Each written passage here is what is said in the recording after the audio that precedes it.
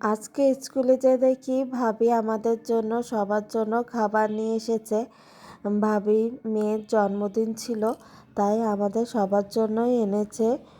অনেকে আসতে পারিনি, ভাবি আগে থেকেই বলেছিল।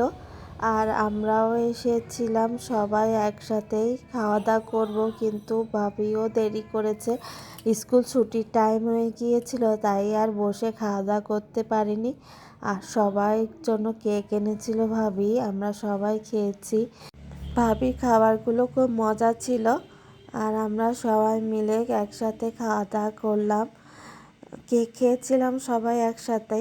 আর খাবার আর বসে খেতে পারিনি, কারণ ছুটির টাইম হয়ে গিয়েছিল, তাই আর বসে খেতে পারিনি। আর অনেকেই আসেনি, অনেক ভাবিরাই আসেনি। ভাবি তো সবার জন্যই নিয়ে এসেছিল।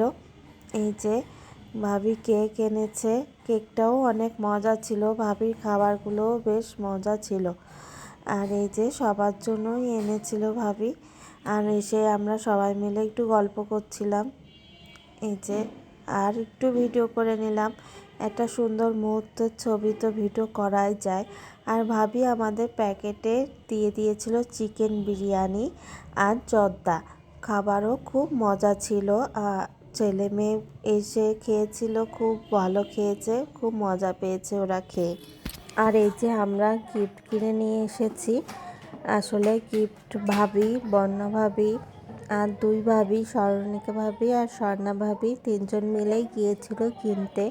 আমার যাওয়ার কথা ছিল, তা আমি যেতে পারিনি। আর এই যে ভাবিরা সব খুব সুন্দর সুন্দর গিফট কিনে নিয়ে এসেছে। বাজার ঘুরে খুব কষ্ট করেই তারা গিফটগুলো কিনেছে। গরমের ভিতর বাজার থেকে হেঁটে বেছে কেনা ভাবিদের খুবই কষ্ট হয়ে গিয়েছিল সব গিফট কিনে।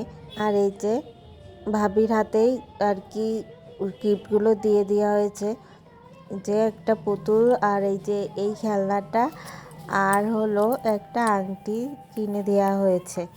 এই যে দেখতে পাচ্ছেন, ভাবি আংটিটা খুব পছন্দ করেছে। ভাবি পরেও দেখেছে, ভাবিও খুশি হয়েছে। আর ভাবি আমাদের জন্য এত সুন্দর বিরিয়ানি রান্না করে নিয়ে এসেছিল। রান্নাটাও খুব ভালো হয়েছে, খাবার খুব মজা ছিল।